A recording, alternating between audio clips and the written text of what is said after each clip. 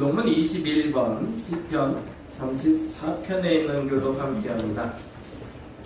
작은 글씨는 제가, 큰 글씨는 여러분이 읽으시면 되고요. 순서지 보셔도 되고 앞에 보고 따라 보셔도 됩니다. 내가 여호와를 항상 송축하며 내 입술로 항상 주를 찬양하리이다. 내 영혼이 여호와를 사랑하니 공고한 자들이 이를 듣고 기뻐하리로다. 나와 함께 여호와를 광대하시다 하며 함께 그의 이름을 높이세. 내가 여호와께 간구하니 내가 응답하시고 내 모든 두려움에서 나를 건지셨도다. 이 곤고한 자가 부르짖음에 여호와께서 들으시고 그의 모든 환난에서 구원하셨도다. 여호와의 천사가 주를 경외하는 자를 불러 주시고 그들을 건지시는도다. 너희는 여호와의 선하심을 맛보아 알지어다. 그에게 피하는 자는 복이 있도다. 너희 성도들아 여호와를 경외하라. 그를 경외하는 자에게는 부족함이 없도다. 함께합니다. 젊은 사자는 궁핍하여 줄일지라도 여호와를 찾는 자는 모든 좋은 곳에 부족함이 없으리로다. 아멘. 성경합니다.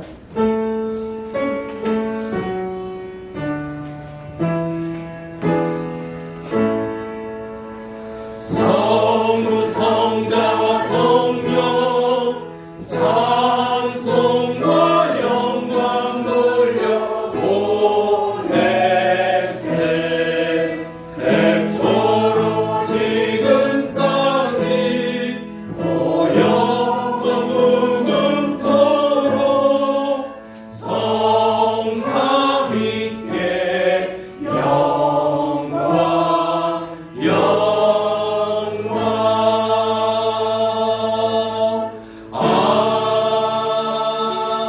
아멘. 자리에 앉아주시기 바랍니다. 찬송가 545장 함께 찬양합니다. 박수 치면서 같이 찬양하겠습니다. 이 눈에 아무 증거 아니 되어도 믿음만을 가지고서는 걸으며 이 귀에 아무 소리 아니 들려도 하나님의 약속 위에 서리라.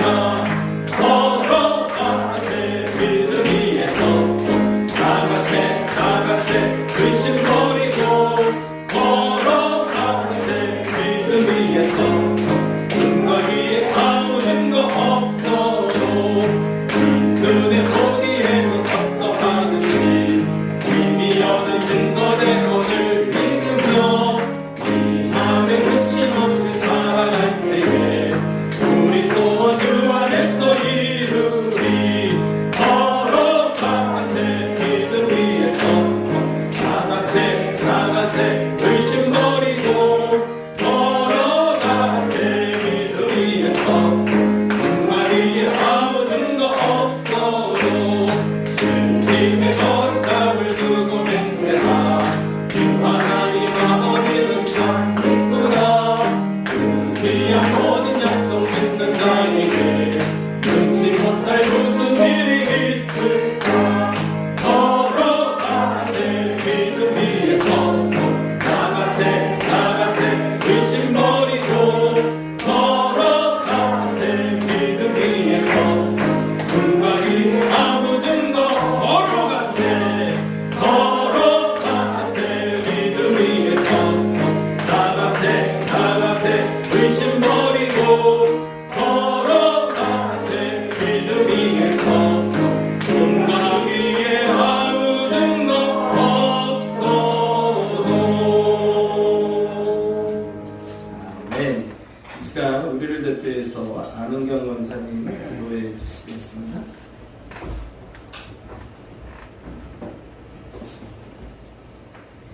기도하겠습니다. 매 순간 우리를 지키시는 은혜의 하나님 감사합니다. 아멘. 긴 장마가 끝나고 무더운 여름날이 시작되어 힘든 상황 속에서도 주의를 지킬 수 있는 은혜에 감사를 드립니다. 지난 한 주간도 주님의 뜻대로 살지 못하고 행동으로 마음으로 지은 모든 잘못을 회개하오니 용서하여 주옵소서. 아멘. 온전한 믿음 또한 지키지 못함도 용서하옵소서. 아멘. 주님, 아픈 한우들을 기억하여 주옵소서. 주님. 마음이 아픈 이들에겐 위로와 평강을 주시고 아멘. 몸이 아픈 이들에게는 치료를, 물질 때문에 고통스러운 이들에게는 돕는 손길을 붙여주셔서 아멘. 그 어려움에서 헤쳐나오게 하옵소서. 아멘. 오늘 이 시간 여러 가지 이유로 이 자리에 참석하지 못한 성도들에게 자신이 있는 그 자리에서 예배할 수 있게 하옵시고 다음 주에는 이곳에서 예배 드릴 수 있는 은혜를 주옵소서. 아멘. 오늘 다니엘 1장 말씀으로 택함을 받은 사람 다니엘, 상황을 넘어 하나님을 신뢰하는 다니엘이 택함을 받은 것처럼 어떤 상황에도 신앙을 지킬 수 있는 사람이 되어야 한다는 말씀을 증거하실 담임 목사님께 용기에 강건함을 허락해 주옵소서. 아멘. 말씀을 듣고 은혜 받았다라고 끝내지 말고 행동으로 실천하며 살아 참 그리스도인이 되어 온유함과 온화함으로 살게 하옵소서. 아멘. 주일 학교가 배가 되게, 그리고 작년이 배가 되길 소망합니다. 주님. 다리목교회가 그런 교회가 되게 하여 주옵소서. 아멘. 예배를 위해 이 모양 저 모양으로 애써주신 모든 이들에게 주님의 은혜가 있기를 소망합니다. 아멘. 우리의 예배를 받아 주옵소서. 아멘. 예수님 이름으로 기도드립니다. 아멘. 아멘.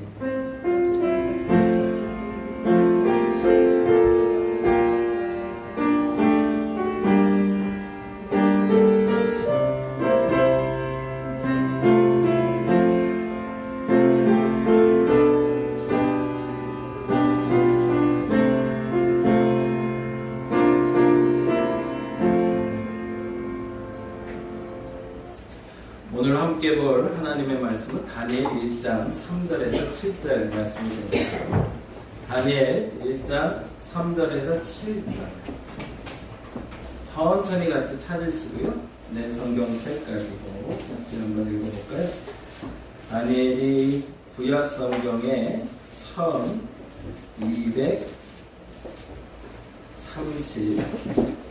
1231페이지에 있습니다. 1231페이지 성경 천천히 찾으시고요. 성경 찾으신 후에 같이 일어납니다. 성경 다 찾으시고 일어나시고요.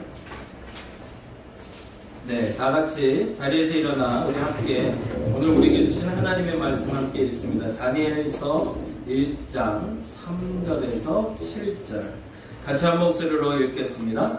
왕이 환관장 아스부나스에게 말하여 이스라엘 자손 중에서 왕족과 귀족 몇 사람 곧 흠이 없고 용모가 아름다우며 모든 죄를 통찰하며 지식에 통달하며 학문에 익숙하여 왕궁에 살만한 소년을 데려오게 하였고 그들의 갈대아 사람의 학문과 언어를 가르치게 하였고 또 왕이 지정하여 그들에게 왕의 음식과 그가 마시는 포도주에서 날마다 쓸 것을 주어 3년을 기르게 하였으니 그 후에 그들은 왕 앞에 서게 될 것이더라. 그들 가운데는 유다 자손 곧 다니엘과 하나냐와 미사엘과 아사야가 있었더니 환관장이 그들의 이름을 고쳐 다니엘은 벨드사살이라 하고 하나냐는 사드락이라 하고 미사엘은 메삭이라 하고 아사야는 아벤느고라 하였더라. 아멘. 자리에 앉아주시기 바랍니다. 오늘은 택함 받은 사람 다니엘이라는 제목으로 같이 좀 말씀 나누려고 합니다. 보라 친구가 교회를 혹시 다녀요? 처음이에요? 처음은 아니고? 아 그래요? 성경 말씀 조금 알아요? 아 몰라요? 알겠습니다. 최대한 쉽게 해보도록 하겠습니다. 아니요, 감사해요. 그래도 오늘 오랜만이 아니라 처음 왔는데 우리 박수로 환영하겠습니다. 처음이자 마지막이 되는 건가? 충분되는 거야 됩니다. 아, 어떡하면 좋아. 나중에 올라오면 꼭 같이 한번 봐요. 네. 소리가 좀 울려서 조금 줄이고 할게요. 그렇죠? 소리가 좀 울리는 것 같아서. 괜찮으신가요? 마이크? 네. 택함 받은 사람 다니엘에 대해서 이야기를 좀 하려고 하는데 다니엘의 이름의 뜻은 하나님이 심판하시다라는 뜻을 갖고 있습니다. 하나님이 심판하시다. 그의 삶이 어떻게 진행될지 그리고 그의 삶이 어떤 삶이었는지를 아주 제대로 설명하고 있는 게 그의 이름의 뜻이에요. 그래서 다니엘에게는 크게 4가지 사건이 있어요. 한 세대를 살면서 그렇게 많은 일을 어떻게 겪을 수 있을까 싶을 만큼 그 삶이 굉장히 괴롭고 힘든 시간입니다. 그래서 우리 윤권사님 살아온 시대가 가장 힘든 시대세요. 일제시대도 사셨죠. 6.25 동란도 있었죠. 그리고 경제개발시대, 심지어는 겪지 말아야 될 코로나까지도 겪으셨으니 진짜 이 나라에서 살면서 겪어야 될 모든 걸 다 겪은 분이세요. 남의 나라 식민지도 살아봤고 전쟁통 그것도 하루 이틀이 아니라 3년을 살았는데 그리고 지금 그 경제가 어려운 시대 정말 등불 켜고 살다가 전등 키는 시대에서 정말 따라가지 못할 만큼 발달한 시대에 살고 있고 그리고 마지막 코로나 때 살아남아 주셨고 그것도 너무 감사합니다. 다니엘이 그랬어요. 다니엘 시대가 식민지가 시작이 됩니다.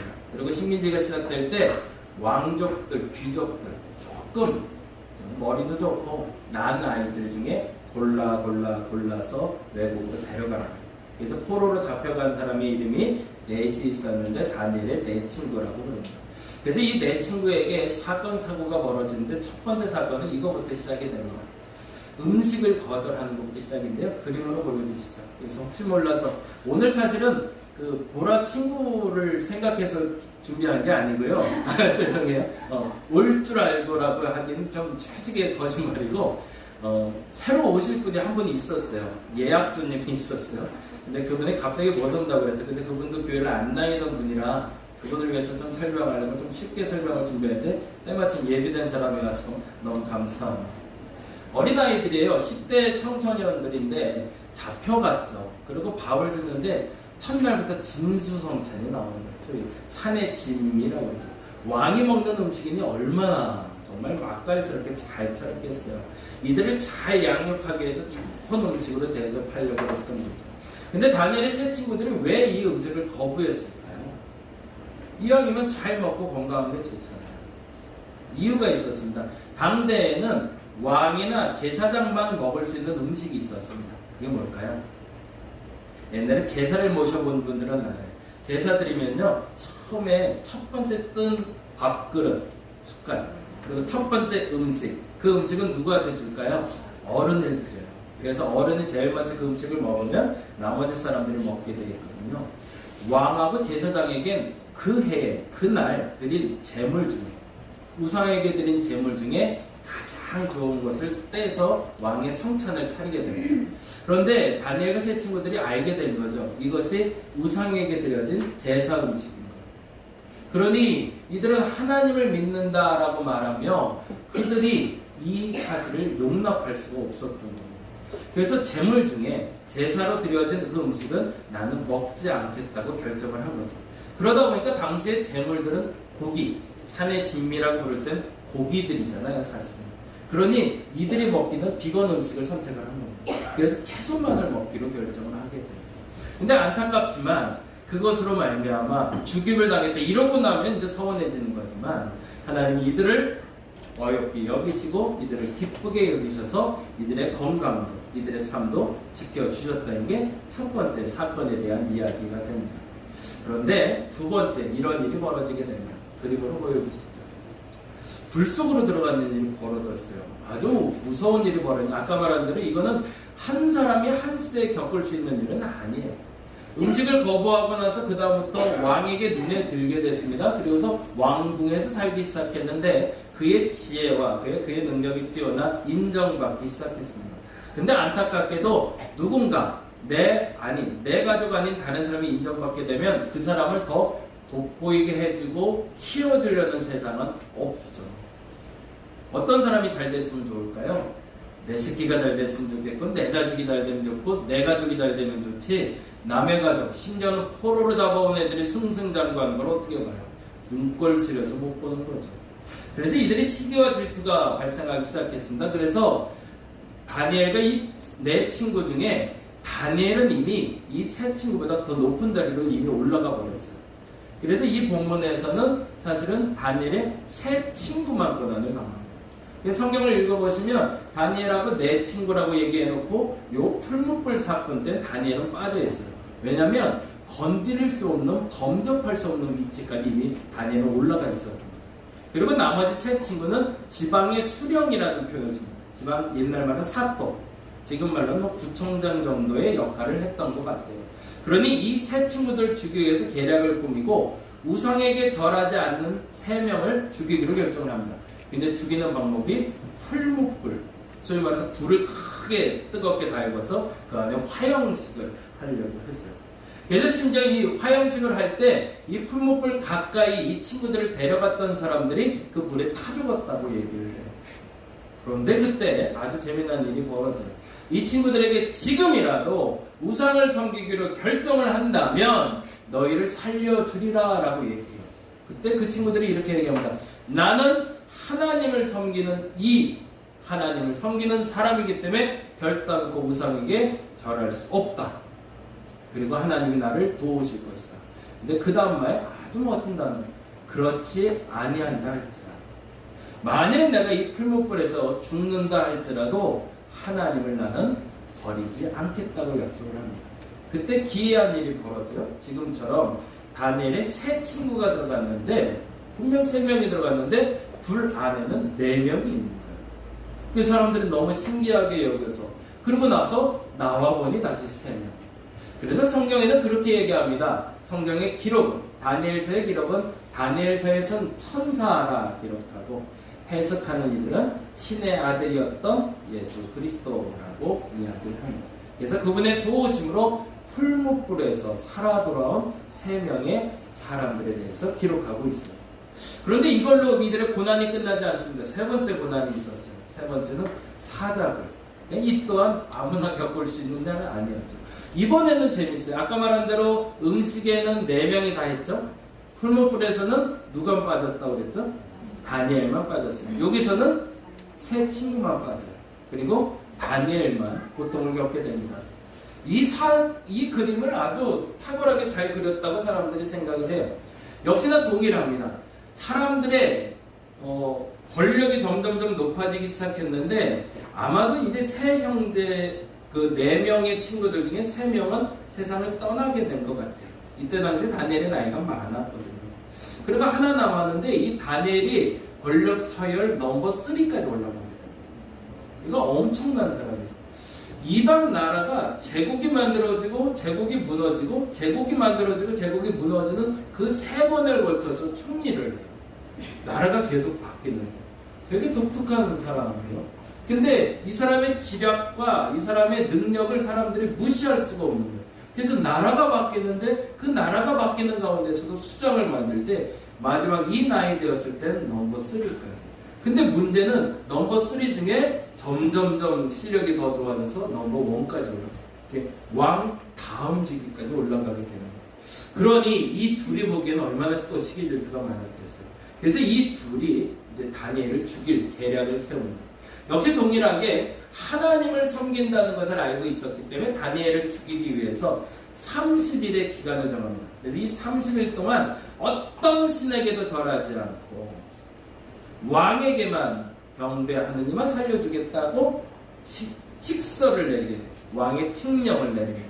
근데 안타깝지만 다니엘은 매일 기도하던 사람이거든요. 근데 그 기도를 멈추지를 않아요. 근데 그게 고발돼서 결국에는 사자굴에 들어가게 됩니다. 역시나 사자굴에 들어갔을 때도 사람들은 이미 이제 다니엘의 생은 끝났다라고 생각했는데 정말 기이하게 하룻밤이 지나고 나서 다음날 그 사자굴의 뚜껑을 열어보니 다니엘은 버젓이 살아있더라는 거죠. 근데 성경에 만일 그런 거라면 사자들이 원래 먹고 싶지 않았다라고 얘기해도 할 말은 없어요. 그런데 재미난 건 다니엘을 꺼내고 다니엘을 모함했던 이들을 사자굴에 넣자마자 그들이 바닥에 떨어지기 전에 뼈를 으스러뜨려서 잡아먹었다고 기록하고 있어요. 그러니 사자들이 먹지 못하게 된 것은 사자들이 배고프지 않았기 때문이 아니라 하나님의 도우심이라고 얘기하고 있는 거죠. 마지막 사건은 조금 영적인 사건으로 갑니다. 다음 장 보여줄까요? 이런 기이한 일도 경험하게 돼요. 앞서 말한 대로 음식의 문제에서 검증받았던 다니엘과 세 친구는 하나님을 섬기겠다는 것만으로 고난을 당했다가 이겨내고요. 두 번째는 무슨 사건이었죠? 풀무불. 불 속에 들어가서 살아간 경험이 있었고요. 사자굴에서도 경험을 합니다. 근데 마지막엔 기도 중에 너무 소중한 것을 깨달아요.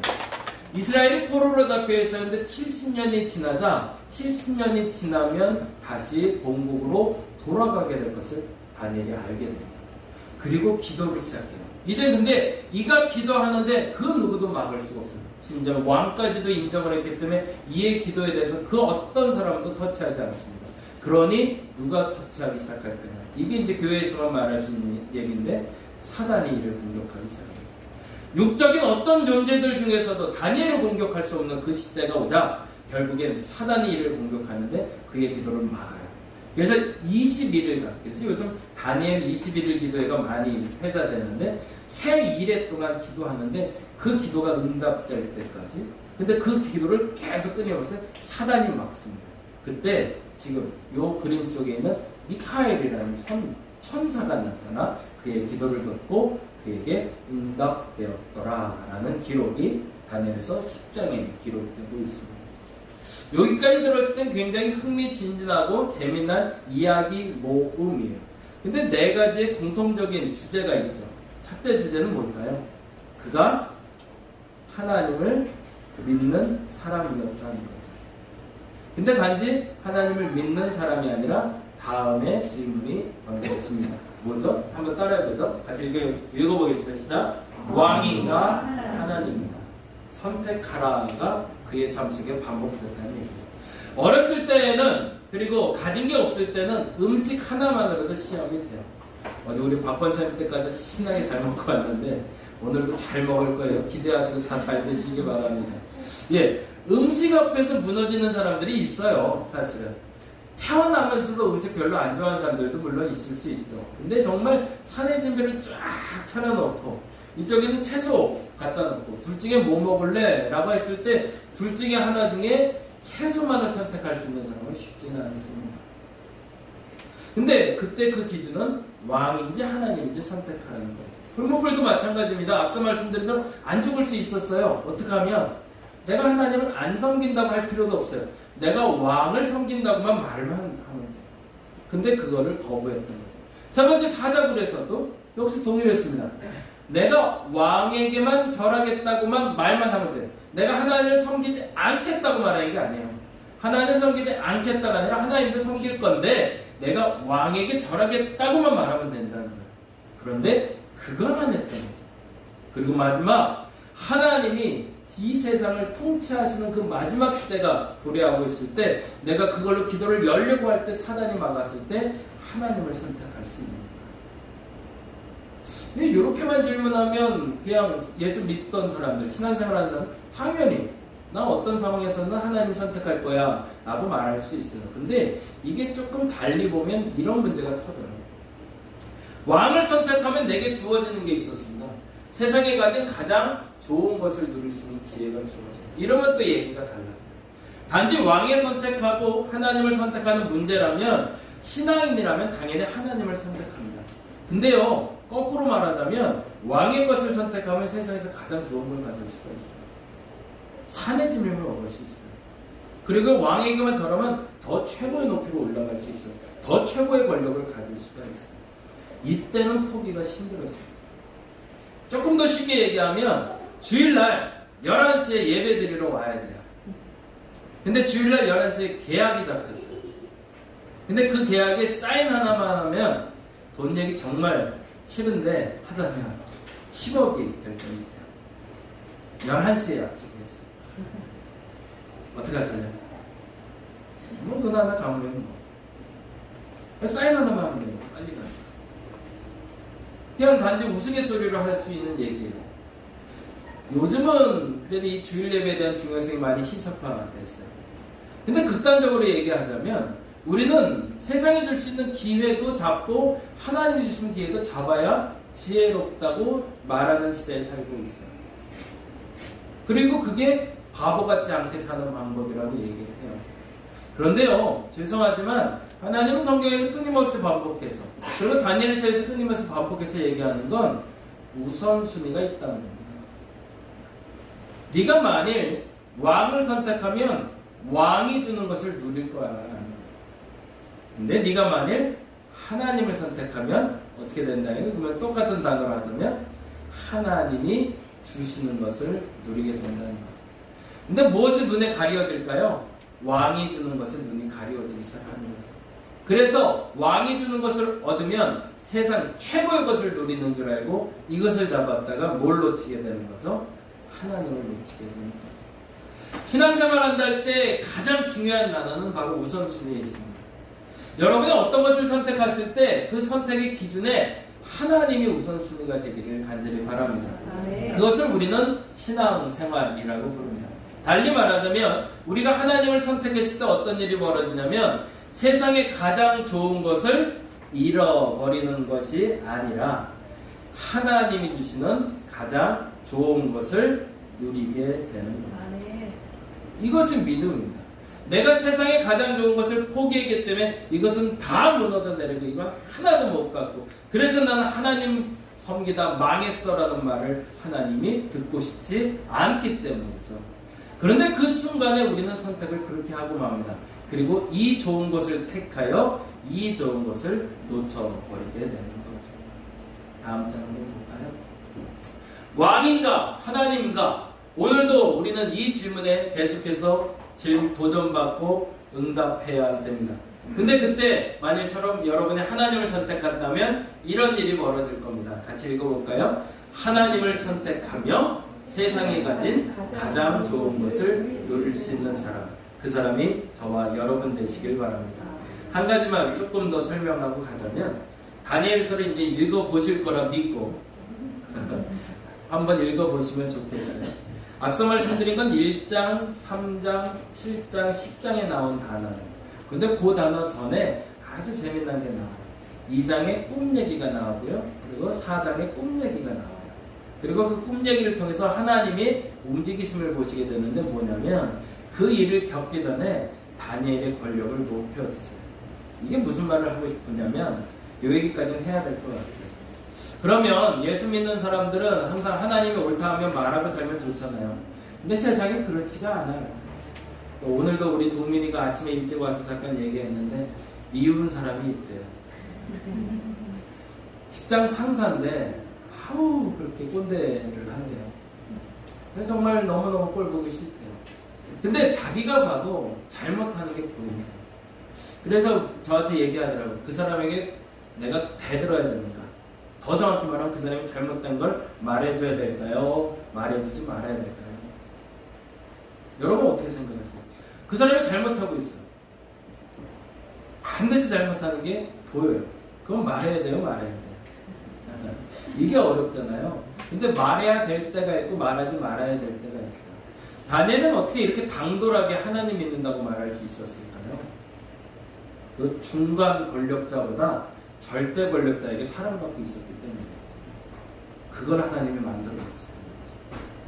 지금 이 고난을 겪기 전에 다니엘이 자꾸 왕의 눈에 들어요. 다니엘이 세 친구들이 왕이 아끼는 사람이 되어 있어요. 그런데 그걸 시샘하는 중간 관리자들이 그를 죽이려고 들거든요.